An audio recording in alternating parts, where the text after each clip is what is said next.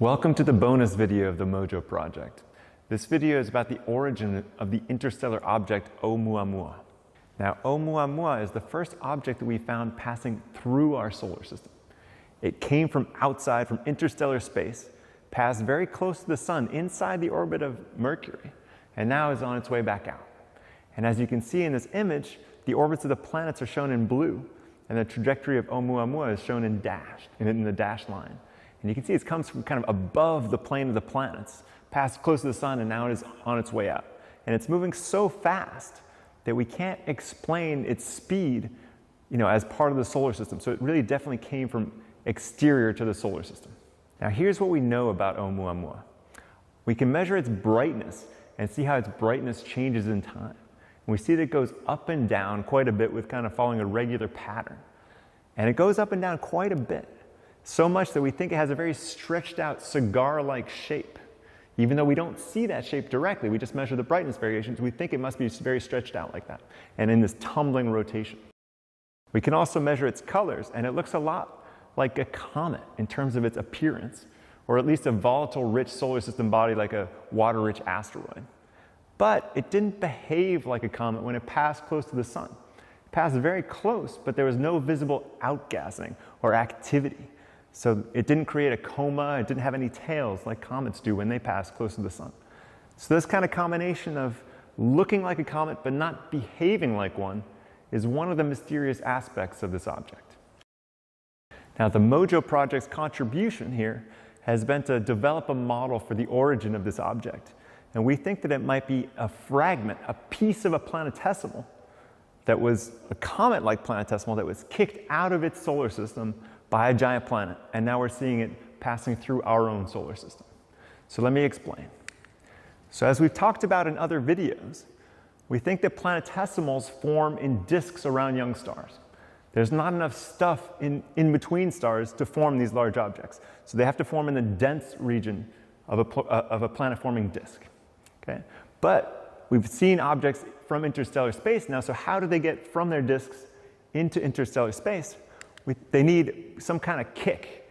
And we think that giant planets, Neptune to Jupiter mass giant planets, provide the gravitational kick necessary to eject planetesimals from their home planetary systems out into interstellar space. Now, we've run simulations of this process, and it's very efficient. And we've noticed something interesting. So on the path to being ejected, a small fraction of planetesimals, about 1%, passed really, really close to a giant planet. So close that they should have been tidally disrupted, torn into pieces by the gravity of the planet. And this may sound like an abstract idea, but we have examples of it happening in our own solar system. In 1992, comet Shoemaker-Levy passed so close to Jupiter that it was torn into a long string of small pieces. And you can see that in the image right here. These are images of those pieces. And so we know this process happens, and our simulations indicate that it happens a lot when giant planets eject planetesimals. And there's one more piece of the story here. So our simulations show that a small fraction of planetesimals get torn to pieces by giant planets before they get ejected, but those pieces are not immediately thrown out into interstellar space. Instead, they still pass close to their star a few times, 10 times, 100 times, 1,000 times. Most of those pieces pass close to their star enough times that they should actually lose their surface volatiles and become extinct. Models of how comets in the solar system evolve show that they only have a certain number of passages close to the sun before they lose all of the ices on their surface and they stop outgassing, they stop being active. And they don't just disappear, but they're no longer active, they're extinct. And most of the fragments of planetesimals, after they're torn to pieces, those fragments become extinct before they're launched into interstellar space.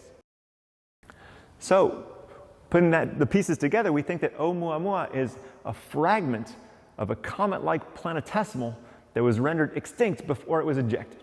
And if that's the case, it can explain why Oumuamua has comet-like appearance, but doesn't behave like a comet, because it's extinct. And its close encounter with a giant planet that being torn into pieces may explain why it has a stretched out shape and this strange tumbling rotation. So to summarize, our origin story for Oumuamua, we think its parent body, a planetesimal, formed in a disk around a young star. That planetesimal passed too close to a giant planet, maybe a Neptune-like planet, maybe a Jupiter-like planet, and was torn to many, many pieces. Those pieces passed close to their star several times before being ejected, enough times to lose their surface volatiles and become extinct.